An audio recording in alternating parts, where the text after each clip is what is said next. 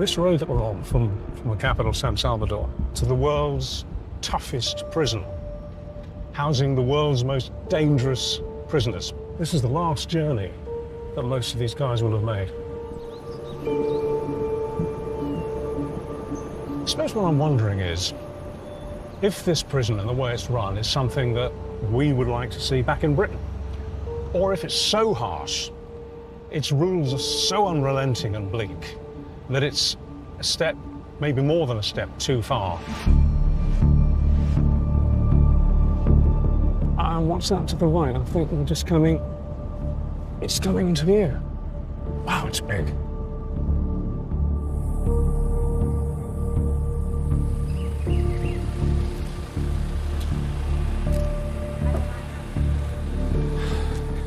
It is actually quite intimidating. Holy cow. This is full on.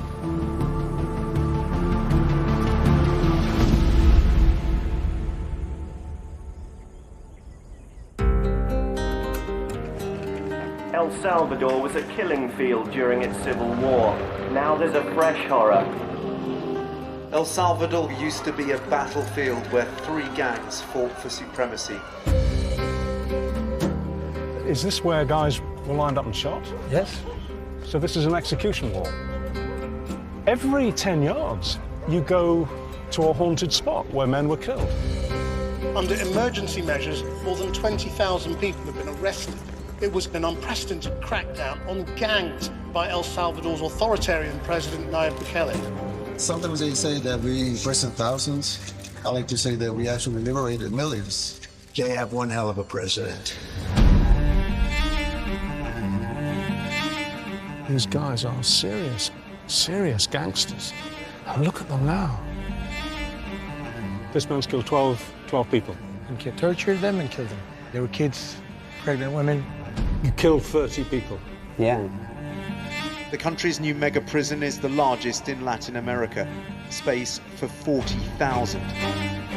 I mean, this is like no other prison I've ever seen. It's profoundly shocking. We are here patrolling because there are some guys who they were able to escape. You haven't got them all? Yeah. But with almost 2% of the entire population now behind bars, some say the cost in human rights is very high. It's a heck of a price, isn't it?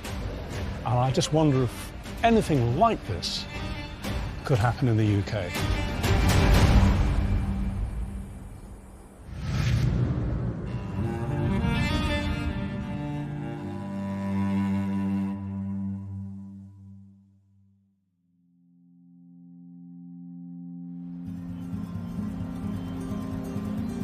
I'm in El Salvador, a country in Central America that recently was seen as the murder capital of the world. Just 10 years ago, it was ravaged by gang violence, and it had a murder rate 90 times higher than the UK. Today, those figures have plummeted. It's now one of the safest countries in Latin America, and statistically, it's even safer than the United States. The one thing I was able to tell my family before I got on a plane here was that I was coming to a safe country. This is not the El Salvador of 5 years ago, 10 years ago. It's not. It's the safest country in Central America. But what price have they paid to attain that? And is it a price you can really live with? It's under the leadership of their self-proclaimed dictator, President Nayib Bukele, that El Salvador has been transformed.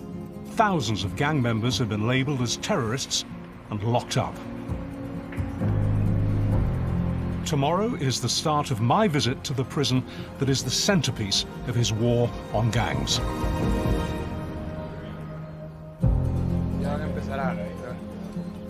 The next morning, we follow government officials who strictly control access inside the prison. We're not being naive here. It doesn't matter what country on the planet you live in. We all live with a degree of government spin. I'm going to do my best to look past that. We're driving 90 minutes outside of the capital, San Salvador, to the prison that's gained a reputation as the most controversial in the world. I mean, it's incredibly strict, but they say it's not cruel. They say there's no torture, there's no violence. It seems somewhat improbable that there's no violence in a prison housing tens of thousands of incredibly dangerous criminals. And now we've got armed guards about every, 50, 60 yards, stationed on both sides of the road. It is actually quite intimidating to see so many armed guards. I mean, I guess we must have passed 50 on the way here in about a space of half a mile, 3/4 of a mile. Located at the foot of the San Vicente volcano, this is the Center for the Confinement of Terrorism, otherwise known as CCOT.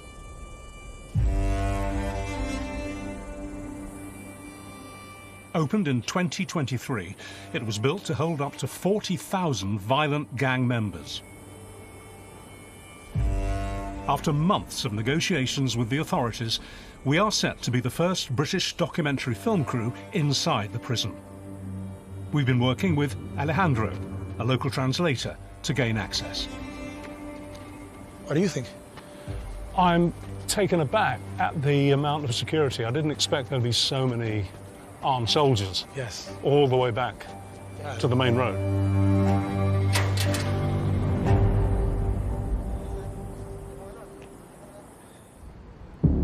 I'm taken through the state-of-the-art security measures by prison director Bellarmino Garcia. He says it's impossible to smuggle anything in. Has anyone ever managed to smuggle a phone in? No, nadie. Nadie. Drugs? ¿Drogas? Nada. Can he come to England, please? Dice que si puede venir a Inglaterra también. Even if mobile phones could be smuggled in, they wouldn't work. The whole of the prison is protected by a kind of a dome, an electronic bubble, which stops any phone signals getting in or getting out. I begin to notice that many of the guards are covering their faces. Even my local film crew insist on wearing masks. It says a lot about the sense of fear that still lingers, even with the gang members firmly locked up. Why do your security people have face masks on? Si bien es cierto, tenemos cierta cantidad de estructuras criminales ya en el contexto de encierro, pero todavía hay remanentes fuera. Why doesn't he wear a mask? Bueno, considero que no es necesario.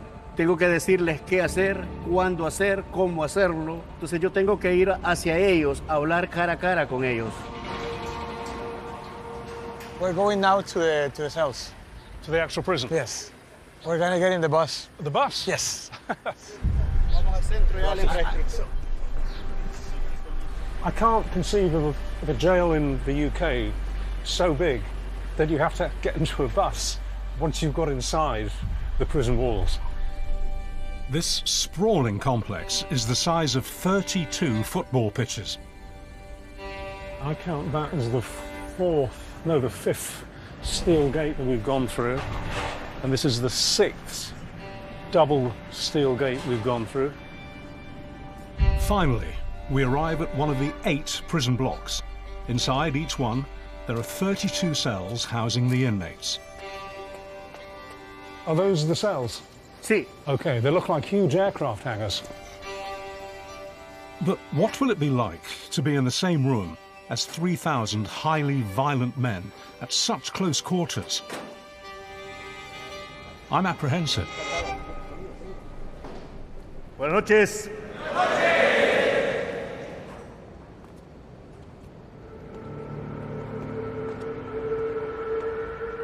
It's hard to grasp the scale of it. In front of me are multiple cells, each with over 100 prisoners staring back at me.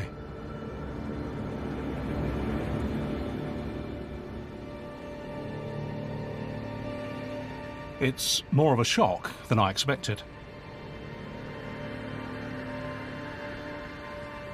Whatever the reason that these men are here, We accept that they're very, very dangerous criminals. This is a terrible sight. It plucks at the heart. These lights stay on all night. Tenemos un sistema de iluminación 24/7. 24 hours. Why? ¿Por qué? Simple y sencillamente parte del protocolo de seguridad, porque yo necesito estar viendo lo que ellos están haciendo en el contexto de encierro. Y no solo eso, ellos duermen en esos catres multiniveles, que es un metal, no hay colchonetas. Inside this giant hangar, there is a low hum, but it's eerily quiet. Why aren't any of these men calling out? Parte de la disciplina. Nobody has a book or a newspaper or a screen of any kind. There's nothing. Is that strictly necessary? Sí, dentro de las celdas lo único que pueden tener es la Biblia. They can have a Bible. Yes. But that's it. That's it. Everyone here, all of these men, are going to die here. None of them are ever coming out.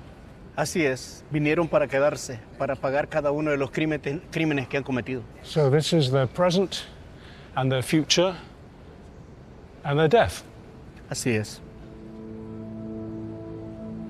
I've never seen anything like this in my entire life. And it's going to take a while to process it, because the reality of seeing 3,000 men in cells on metal bunks with nothing to do at all is one hell of a thing to see. Vamos a la audiencia. Tenemos una habilitada. Suddenly, I'm being taken to a side room. This is where they talk to the lawyers? Yes. Some have criticised this legal process, with government footage showing mass trials of almost 500 prisoners taking place via video link. I'm being shown one of the smaller in-house virtual courtrooms. Senor Director told us that no one's ever been released from here. So what's the point of these meetings? Lo que pasa es de que muchos de ellos están siendo procesados. Hay que probar ante el juez las acusaciones que tienen ellos. I wonder if these men feel they're getting a fair hearing. Is it possible for me to speak to these men? No. No. All the men in the cells outside? No.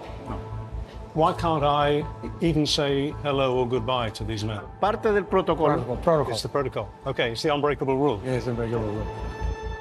The director is clearly keen to defend the prison against my questions on the inmates' conditions. So he wants to make emphasis on the human rights. They have food, they have basic needs, they have health, and they continue all the legal processes. La alimentación. Food, yeah, alimentation, Agua. they have everything, all the basic needs. I still feel the need to press him on why they must be so harsh. And he doesn't accept that many people who would support life in prison for the crimes that these men have committed would see having the lights on 24/7, never even dimming them, and having nothing at all to do in the cell, apart from the Bible, that's not remotely cruel. Es necesario. A necessary Es necesario cruelty. para tener el control. The pace suddenly quickens, and we're being hurried around. Perhaps asking about conditions here is pushing too far. That he can understand why it can be interpreted as something cruel, like this. Pero me imagino, de donde usted viene, la cultura es diferente. Then, suddenly, we're asked to stop filming. Perdón, ¿puedes dejar de filmar en este momento? I think I may have overstepped the mark. Are we done then? Yeah. We're done.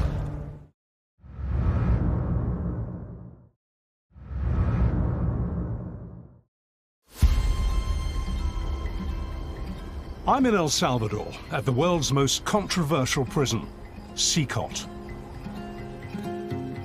Full of the most dangerous and violent men in the country, these murderers, rapists, and child killers will spend the rest of their lives here.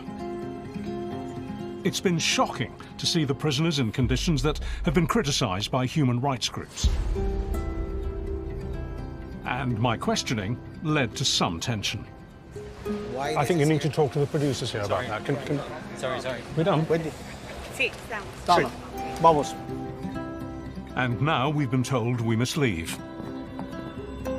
We haven't come here to make a judgment. Sí, justo. But I have to ask difficult questions, because if I ask soft questions, people at home go, oh, Sí, justamente. he's not objecting. It's clear the prison director thinks that I haven't grasped how effective his CCOP regime is as a deterrent to the gangs.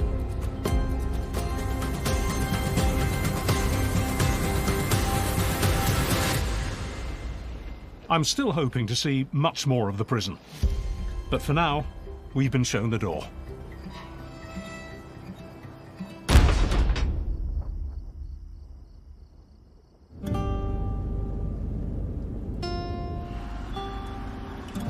In 2015, there were over 6,500 murders in El Salvador. 10 years later, that figure had dropped to 82. Before I return to Secot, I'm going to visit a former gang stronghold. Could a once violent no-go zone really be safe now for outsiders? Right now we're going to La Campanera, part of the hood that it's extremely dangerous. I've never been, personally. I've never been there. La Campanera is on the outskirts of San Salvador, and it was once ruled by the Barrio 18 gang. It was their battle with bitter rivals, MS-13, that led to so much bloodshed. It's thought that the two gangs are responsible for the deaths of at least 200,000 people. Formed in the 1980s in Los Angeles, the gangs grew from the men who'd fled the growing Civil War. When hostilities ended in 1992, criminal elements were deported from the US back here. Amidst the chaos of a country emerging from war, the gangs flourished. Through the threat of extreme violence, they controlled vast territories, and they ran extortion rackets worth millions.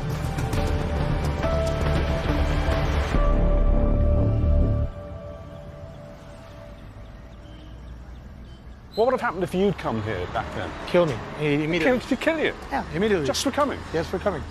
Did the police or the military ever come here? No, it was... They get killed too? Yeah, it was dangerous. It was completely locked. Everything was controlled. There was people checking. It was very organized. It was in places like this that residents lived under constant surveillance, extortion, and violence. I walk through the tight alleyways. Round every corner, there's a spot with a grim history.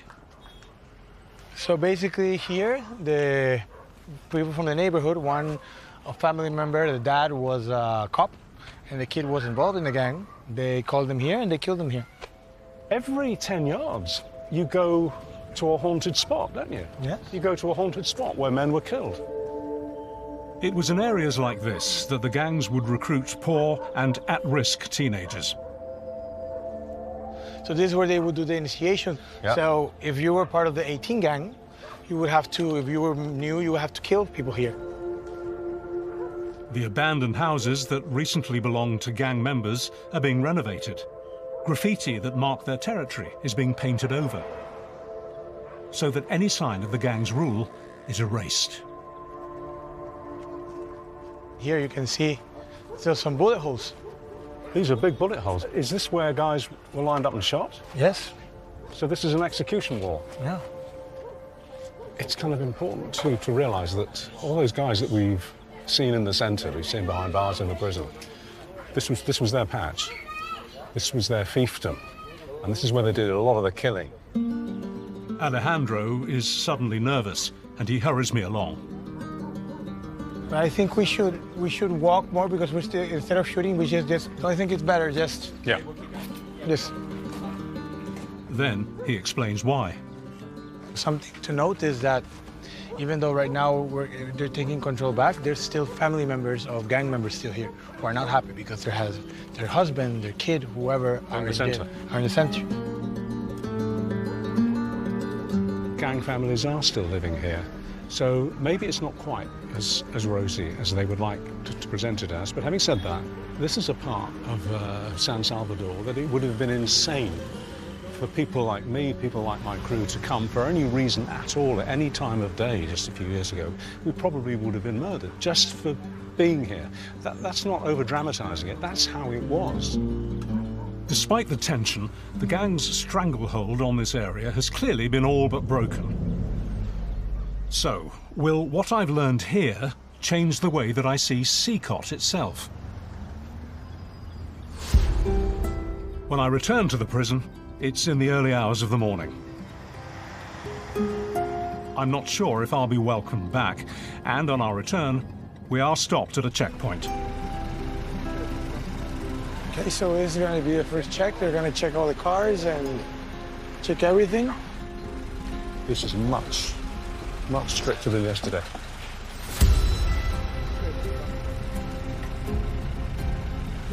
Maybe we did annoy them a bit.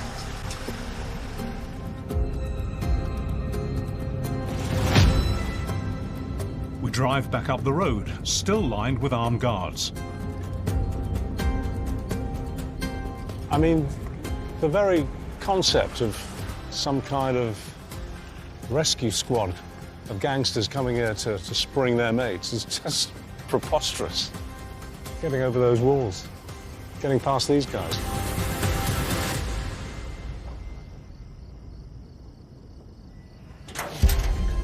Buenos días. Nice to see you again. Ciao, Richard. Buenos días. Ciao. Bom dia. Okay, as before. I meet up again with the prison's director, and once more we go through the strict security. They seem to have recovered their good humour from yesterday, so I don't think we did any lasting damage.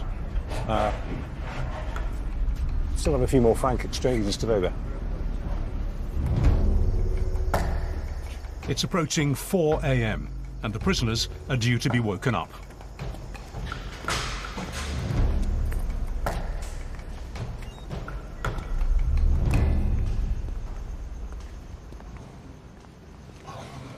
Most of the guys are asleep still, so we have to be quiet. Quite a few have covered their faces. They've been woken up. So how much sleep have they had?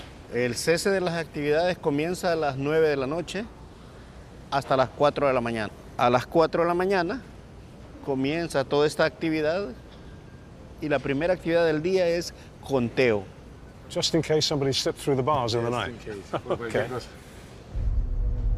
What's bizarre is to see how these brutal gang members meekly line up to one side and wait to be told what to do. What strikes me is the absolute obedience of all of these men. They do exactly what they're told. I can't imagine a prison in the UK where prisoners would be this subservient. Why are they so obedient? ¿Por qué son tan obedientes? Solo es disciplina. Discipline. I mean, you've got to remember that most of these guys are serious gangsters who had a huge amount of control and power in the outside world. And look at them now.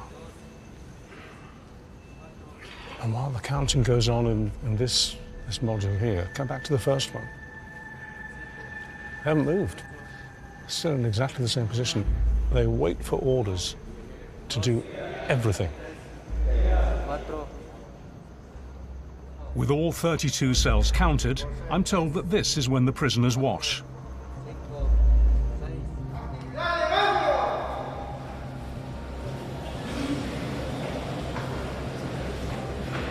It's slightly bad about watching this because, you know, we're obviously getting naked and there's no screen, no privacy of any kind.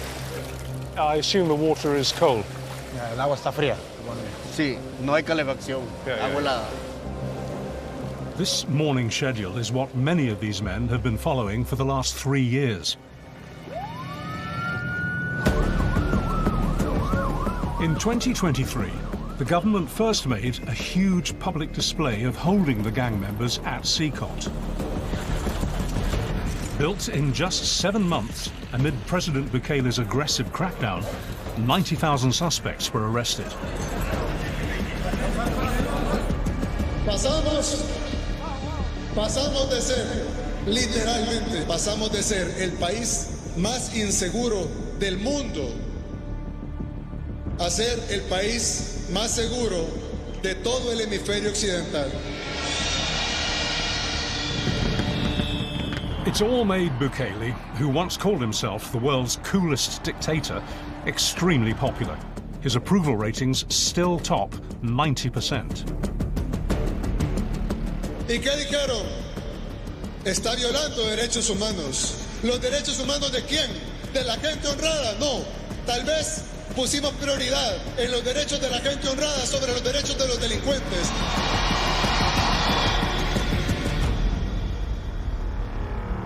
In the UK, it's hard to understand the huge impact these caged gang members once had. Buenos días. Inside the cells, sworn enemies from the rival gangs, Barrio 18 and MS-13, have been placed together. It's through these tattoo designs that they indicate which gang they're a part of. And you could be in here simply because you had one of these tattoos. Es que nadie va a portar uno de estos tatuajes si no es miembro activo a la estructura criminal. Y ahora el hecho de portar un tatuaje es delito. And being completely honest, does he see these men as being subhuman? Yo sé quiénes son ellos y qué es lo que han hecho cada uno de ellos. It's chilling to think that just having certain tattoos could leave you behind these bars for life. But it's clear that they are an intrinsic part of gang identity, indicating loyalty, rank, criminal history, or even acting as a stark warning to others. Estos sujetos utilizaban los tatuajes para intimidar a la población. A través de sus tatuajes causaban miedo, terror. Y el mensaje era claro: ver, oír y callar. It's a very potent message, isn't it? Yes. They might as well be wearing a shirt that says, I will kill you. Exactly. Estas estructuras criminales son estructuras también satánicas. They are satanic. They worship the devil. Do you think that this man still, in his heart, follows Satan? Claro que sí. Yes. I've been shocked by the number of face tattoos on display. At the beginning, the face tattoos were because of a punishment. A punishment? If they would not complete a task or a mission, they would tattoo the logos in their head, in the face. But then they changed and became a Luego symbol. después fue mutando el tipo de tatuaje y al final la pandilla autoriza a sus miembros a tatuarse nuevamente el rostro, pero ya no como castigo, sino por una acción que haya hecho para la pandilla. It's clear there are men here that together are responsible for thousands of murders. O sea, son los sicarios de la estructura criminal. A lot of homicide. A lot. A lot of killings. A lot of killings. How many? 12. This man's killed 12 people. He was part of the capture, the kidnap, torture, and killing of 4 members of the army. And he tortured them and killed them. I noticed that the tattoo on his chest apparently says innocent. Tenía un tatuaje que es inocente. You found that amusing? Okay. What's remarkable are the lengths of the sentences. Está condenado a 772 años de prisión. So these are consecutive sentences. Consecutive they're sentences. Not concurrent. No, they're consecutive. One finishes, the next one kicks Exactly, in yes. until he dies. Yes. So he'll die here. El Salvador abolished the death penalty in 1983. So these men will now die here in Seacot. And I can't help wondering if they feel any remorse. Mr. Director, Senator Director, I'm exchanging looks with these men. They're looking at me and I'm looking at them. Dice que están Am I allowed to speak to them? Dice que si puede hablar con ellos. No. At all? No. they don't want me to have any interaction with the inmates. Some of their crimes are so extreme, it would be difficult to know what to say. They filmed themselves committing this horrific series of murders. Yes. I'm about to see exactly what they're capable of. Holy cow. Holy cow. You don't want to see this.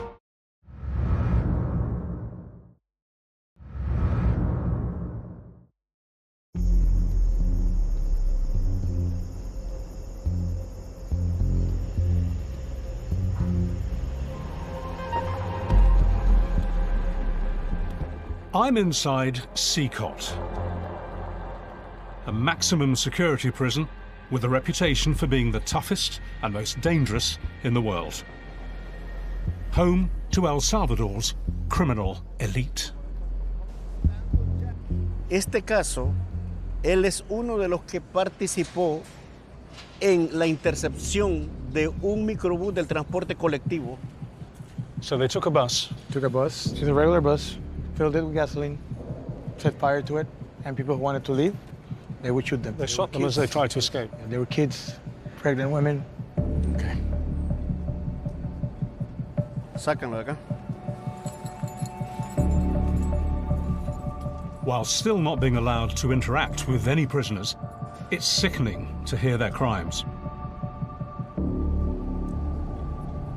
This man was part of a gang who attacked a group of workers fixing cables, purely because they were in the wrong territory. They tie them and they throw them to a hole, and then they start chopping them with a machete. Vivos. Alive. They chopped them to death alive. Chopped them to death with a machete.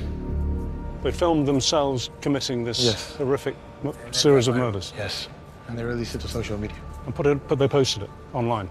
Holy cow. Holy cow. You don't want to see this. Jesus Christ.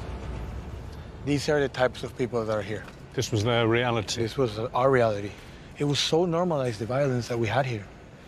And these examples of the men in here are the reason why Senor Director sleeps easy in his bed at night. Algo muy bueno. Claro que sí. I wasn't expecting to see the video that was posted of the machete murders. It was the most graphic thing I've ever seen in my life. But I think it was important that I did, because there is no question that these guys are dangerous and ruthless and control this country with the most murderous grip possibly in modern history. For such ruthless, sadistic killers, it's remarkable how quiet and reserved they seem. And it makes me wonder what punishments there are for those who do step out of line. Any inmate that causes trouble is sent here. La celda. A tiny, pitch-black concrete hole. Hold it quite firmly, so it's like that. Yep. Within the depths of the prison. The isolation cell.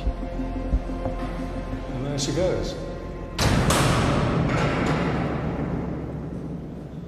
Holy cow.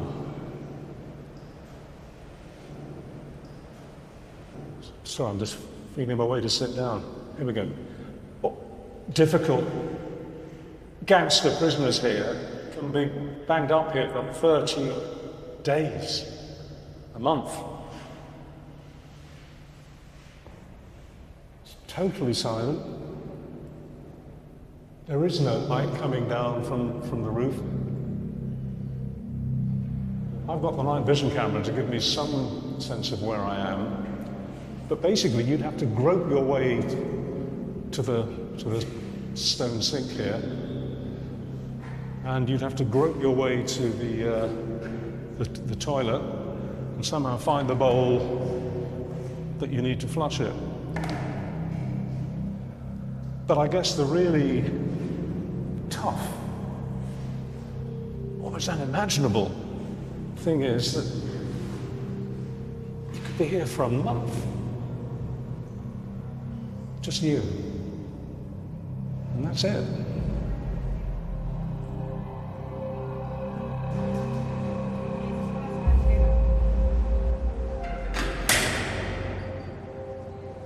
door's open. I can't see anybody coming out of here with a fighting spirit. It's funny, this is the one place in this jail that does have an odour. There's a certain odour here, I can't really describe it. Fear. That would seem like freedom outside. Boy, you would do exactly what you were told. Thank you. Director Garcia claims that it's rare that inmates are sent to solitary confinement. Yet across the prison, there are 96 isolation cells. Are they no more than a deterrent? Or are they used more than the director is letting on? Regardless, day-to-day life inside Secot is bleak. Esto es algo de actividad física, calistenia. The prisoners are granted a tiny slice of freedom in the form of a daily exercise class and religious worship. They get 30 minutes a day to do this, and it's the only time that when they're out of their cells, they're not shackled. Yes. Because obviously they couldn't exercise if they were. Exactly.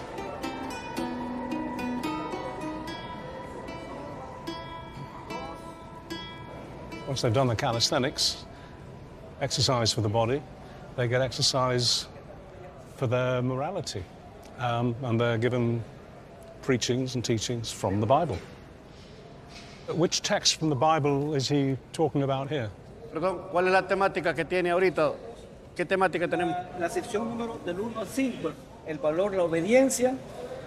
Do you think this makes any difference to them? Por muy malos que sean, siempre necesitan algo en quien creer. It's the strangest Bible class I've ever seen.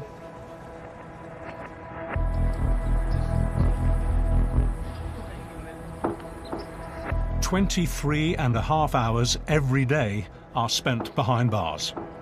With so little to do, mealtimes become a small mercy. Los platos para él. So they never eat outside the cell. They only ever have their meals in the cell. What's the food? What's dinner tonight? Frijol, beans y arroz. And rice. And that's the same every night? Y eso es todos los días. Every night? Eso es cena y desayuno, casi se repite. Cambia para el almuerzo, que es arroz y pasta. It's what you'd call a balanced diet. The boxes of food are all lined up outside each cell. Nobody eats until the command is given.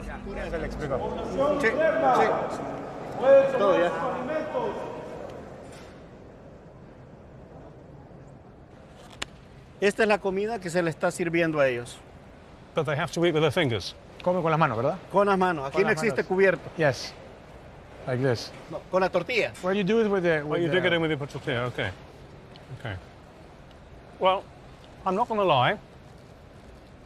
The beans are quite tasty. Que están buenas. But this isn't what you'd call a nutritious meal, is it? I mean, there's no green vegetables. You have the protein and you have the rice, but yes. So doesn't that give the men vitamin deficiencies? Hasta este momento, no. So at this point, no.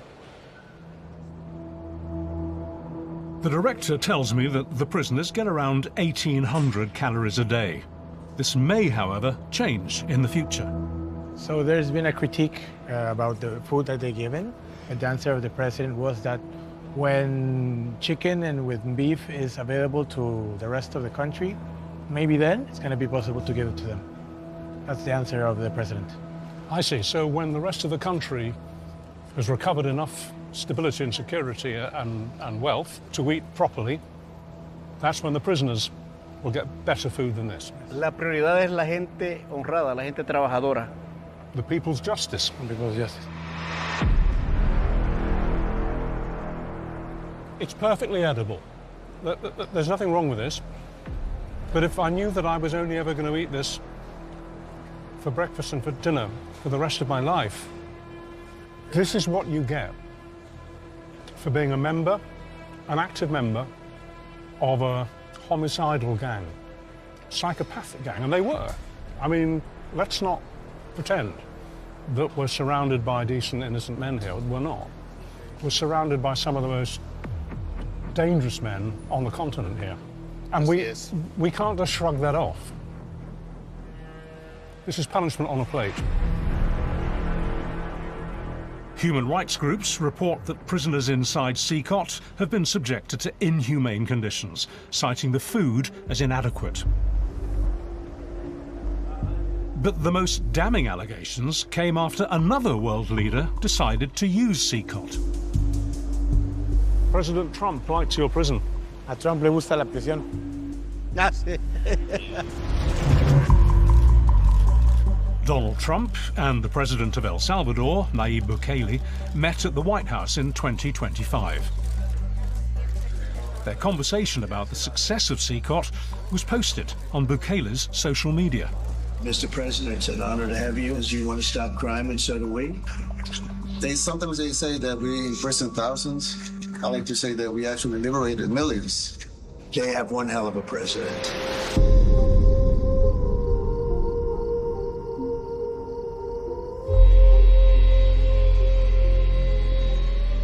Just a few weeks before, over 200 Venezuelan men living in the USA were deported by President Trump to Seacot, with the El Salvadorian government receiving a reported $4.7 million in return.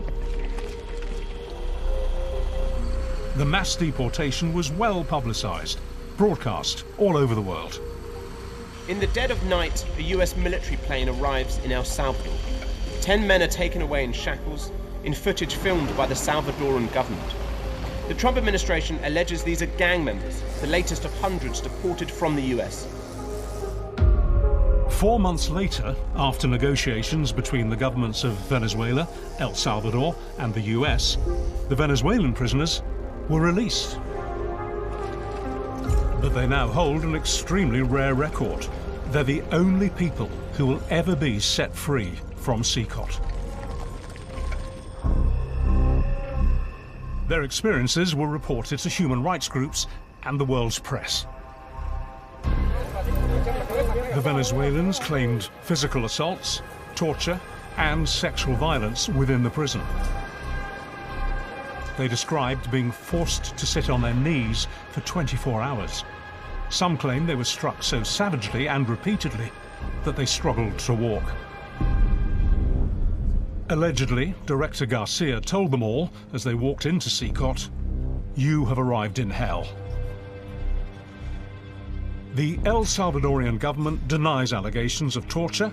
It maintains that the facility adheres to strict security protocols. President Bukele of El Salvador, he has been so incredible. He has been such a great ally of this country. Thank you very much. Such a great ally. Despite these allegations, I have been told repeatedly that incidents inside the facility are rare. No, do one. Look, we have to go. Suddenly, I'm rushed away. Come. Into a holding cell flanked by armed guards. Come. Finally, I think I've been given permission to speak with a single prisoner. Richard, you go over there. A ruthless gang member and mass murderer, formerly known on the streets as Psycho. I should say this is the one prisoner I'm being allowed to talk to. He's a notorious gang member. So one can be there. Okay. Boom, yeah, boom. Right. Before you came in here, you were king of the world. You could do anything. You could have anyone killed with the snap of your fingers. What's it like for you to be in here?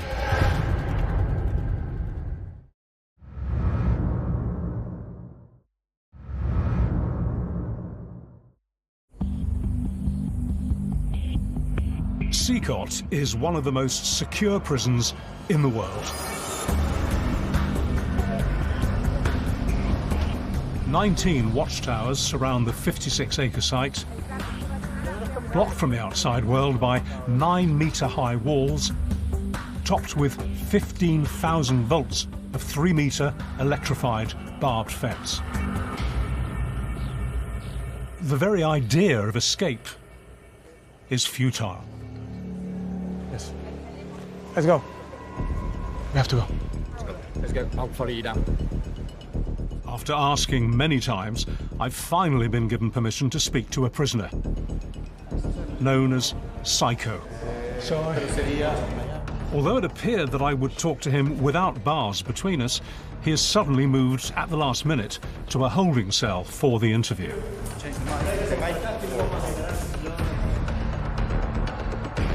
I've been told that I have just 5 minutes. You speak English? Yeah, but you gotta tell me if I can talk in English. Okay.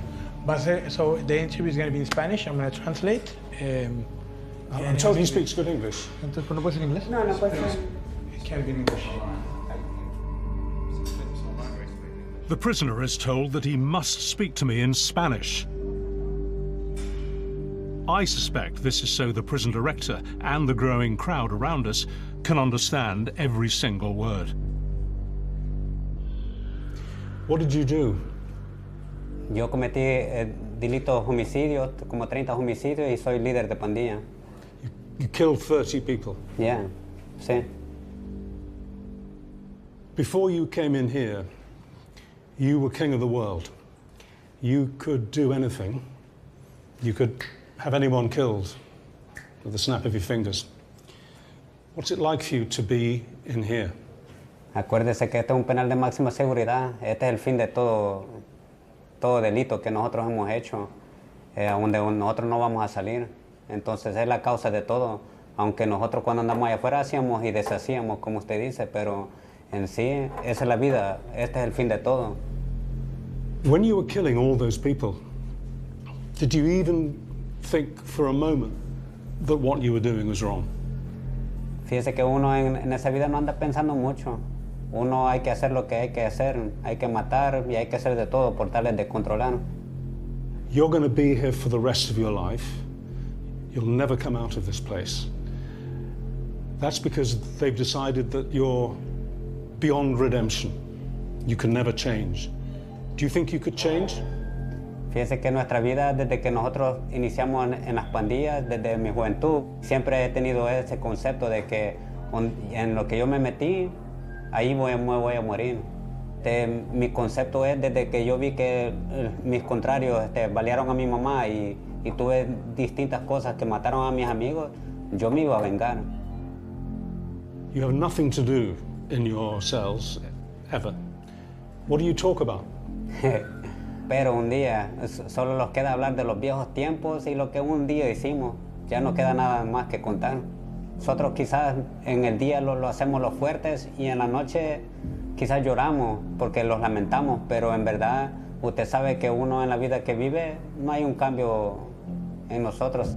Todos nosotros sabemos que un día esto puede llegar a parar y vamos a volver a lo mismo. What do you miss most about your old life? Yo le quisiera decir a la juventud que aprovechara lo que ellos tienen ahorita, porque estamos presos nosotros. Quizás extraño mucho andar en carro, ver a mi familia, ver a mis hijos. Quizás quisiera verlos un día, pero lastimosamente estoy dentro del juego y un día así va a ser, siempre voy a estar dentro.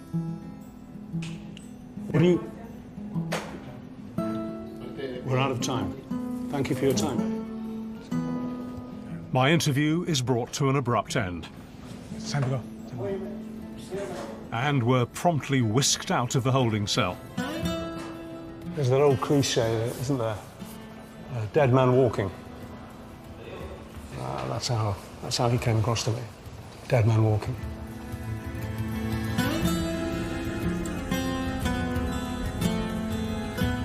Being inside Seacott is fascinating. I'm full of conflicting thoughts. But what I'm not quite able to get my head around is just how calm it appears. Rival gang members coexisting. And my interview with a mass murderer felt collected and composed. It's like no other prison I've ever seen. Have the criminals accepted their fate? Or are they too terrified to break any of the unrelenting rules. They were wild animals, in a sense, running amok. And look at them now. They've been brought to heel. It's a heck of a price, isn't it? If trouble was to break out, the response would be crushing. Security planning is, understandably, paramount. Vamos a este punto de acá donde tenemos la armería. This is the armory. Exclusivo solo para el personal de seguridad. Aquí tenemos nuestro almacén de armas. What kind of weapons are these? Son fusiles T-65. Cada cargador tiene para 30 cartuchos. Este armamento de acción letal se utiliza en el perímetro principal y en la parte externa. Assault rifles outside. Inside, they have something else. Si utilizamos esta, que es una escopeta calibre 12, podemos utilizarla con dos tipos de munición. Esperdigón, que es una munición letal, y bala de goma. Normalmente, esta siempre nos acompaña cuando hacemos cualquier intervención, revisión de celda, y llevamos munición. En caso de ser necesario, munición de goma. Hasta este momento no ha sido necesario utilizar un arma de esto, percutar un arma. No ha sido necesario. And what would being hit by the rubber do to somebody? Moretones, hematomas. Bruises, hematomas. Bruises. Albergamos sujetos con una mente criminal, psicópatas. El perfil criminal del pandillero, de estos terroristas, todo es igual. Do they ever attack each other? Llevamos ya 3 años acá con la operatividad, controlando a esos sujetos, y no ha habido ni una tan sola agresión. No aggressions in 3 years, they got. That must be the only prison on the planet that hasn't had a fight in a cell. They never ever fight. They never fight. Y ni siquiera se han aruñado. Not even a scratch. It's difficult to imagine a prison where inmates haven't clashed. Perhaps all the heavy artillery, the chains, de pies y manos, the riot gear. Why would you need stab-proof vests if they never have anything that they can stab you with? Una acción preventiva. Every eventuality covered, right? Sí. Maybe it has beaten these violent and dangerous prisoners into submission. Batón. Yeah. Okay. Batón. Either way, it's clear that nobody inside CCOT is ever given an inch of leeway. Contamos con el equipo suficiente para lo peor. Yeah, prepare for everything, prepare for the worst. And hope for the best. And hope for the best. Y esperar lo mejor. Siempre.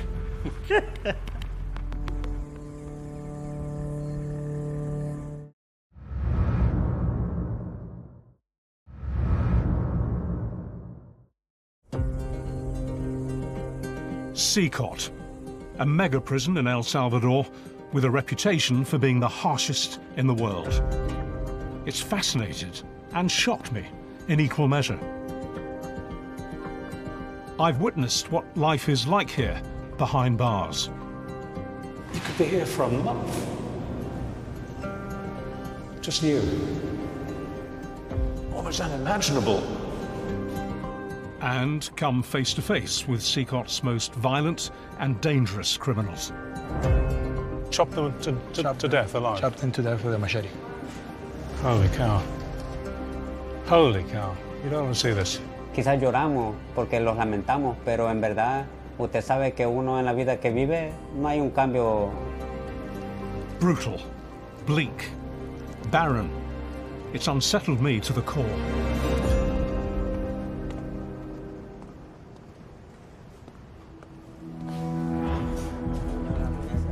As my time inside CCOT draws to an end, the crew and I are swiftly escorted from the complex.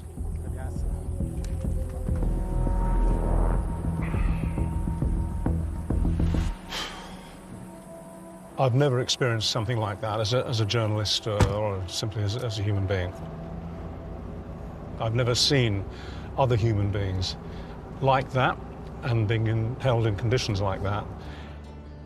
And the whole thing, I must be honest, has left me quite shaken. It certainly casts a sharp light on the controversy about that prison. A very sharp light. I'm torn. CICOT is an extreme experiment in justice, which for now appears to be working in El Salvador. Is this a model that other countries around the world will be looking to emulate? I have a lot I still need to consider.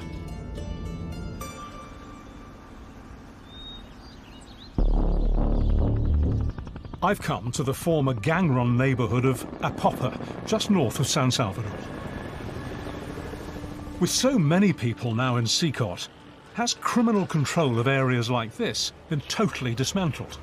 Or are there still gang members at large? I'm here to go on a military patrol with the Minister of Defense, René Merino Monroy. Okay, we will go this way. Okay, shall we go? I certainly wasn't expecting these many soldiers. Yeah. I mean, you're all tooled up. You've got a carbine in one hand, you've got a pistol in a holster. Yeah. That's not just for show. No. It was his troops that flooded these streets when the crackdown began. We are here patrolling, and we find one guy, one bad guy. We check the guy, and if we know that this guy is gang member, we call the police. And hand him over? Yeah. So you, the military, would go in and do the hard arrest? Yeah. The hard arrest with heavy guys, yeah, fully tooled up, as you say, mm-hmm, and then the police would come, take them away, and then they'd end up in the centre. Yeah. It's an impressive show of force, with dozens of soldiers all around us. It's clear lots of people feel reassured by their presence. Feliz ahora, segura. Feliz. Segura. Como nunca. Que Dios lo bendiga siempre. Vale, gracias. Thumbs up. You seem to be very popular. Yeah. I noticed a lot of people are waving at you. The ordinary people here. I can see them smiling at you. They all seem very grateful. Yeah. It's like walking down the street with a movie star. No. He's asking for a picture. I can't help but wonder if there really are gang members hiding amongst such a grateful public. Now that the gangs have been smashed, why are we still on patrol? Why do you still need to make patrols like this? Because there are some guys who are freer, because they were able to escape. You haven't got them all? Yeah. Right now it's more difficult to capture those guys, because some of them, they don't have tattoos, for example. Really? See, they look like normal people. Do you ever think, because they don't have tattoos and they do look so normal, do you ever think sometimes you might be arresting the wrong guys, that they're innocent? And if we have doubt, we call the police and we present the guy to the police, and the police decide. Got it. So if we make a mistake, for example, the police correct that. It's obvious to me that many residents feel more secure than they have for years.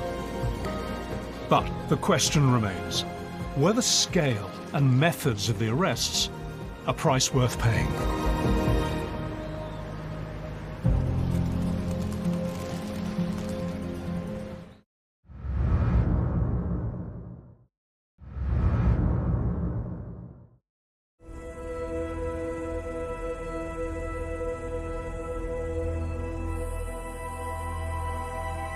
The message from El Salvador, with its creation of CICOT prison, is very clear.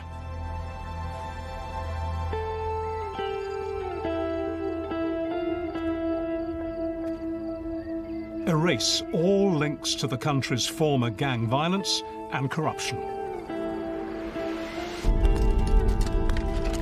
In 2022, the same year construction began on CICOT, the El Salvadorian government ordered the destruction of almost 80 tombstones belonging to gang members.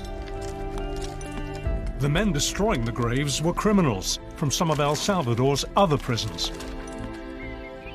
So you can see where it's all been smashed, can't you, here?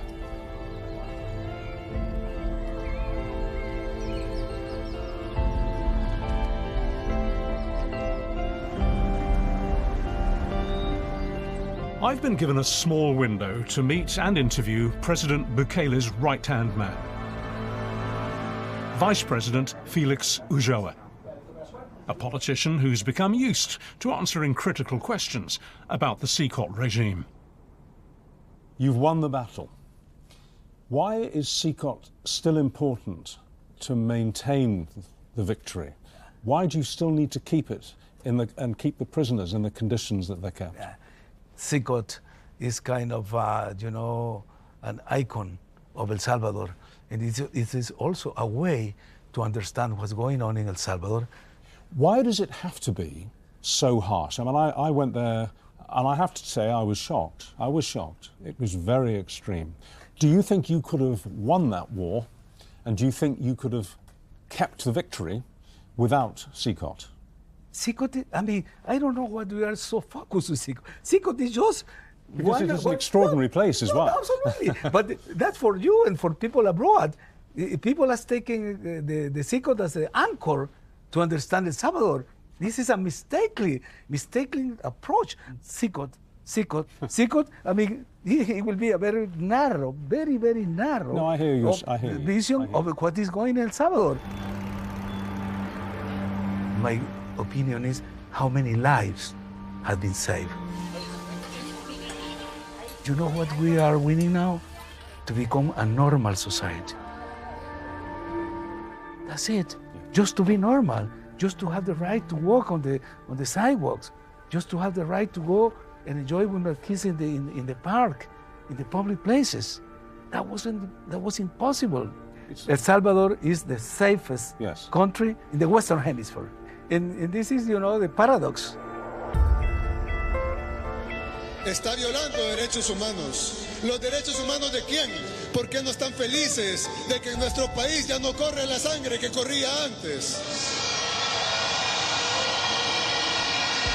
¿Por qué? ¿Por qué debemos morir nosotros y nuestros hijos para que ustedes estén contentos que estamos respetando su falsa democracia que ni ustedes mismos respetan en sus propios países?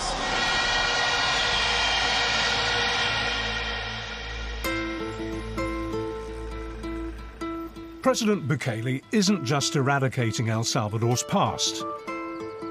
He says he's building a safe and successful future. Most schools in the country were run by the gangs, used as a way to control the neighborhoods and recruit new young members. Hola. Mucho gusto. Bienvenido. Gracias. Oh, Bukele. Sí, ahí está mi presidente. I know. Okay. Now, the education system in areas once dominated by the violent gangs has been transformed. Reina Velázquez was the head at this primary school during the brutal years. Era una época muy difícil porque estaban ellos dentro de la escuela y había que tratar con ellos. También había que negociar con ellos para que permitieran que el año escolar siguiera. Let's say a parent would make a complaint, they would have to call the police. And they would sit the police, the gang members, and the school. So imagine a PTA meeting with police. And it sounds almost unbelievable that the school and the parents and the police were having to negotiate with the gangsters. Oh, sí, ahora somos libres, esa es la palabra. Somos libres. Oh. I know. Sí. Comprendo. Es muy diferente.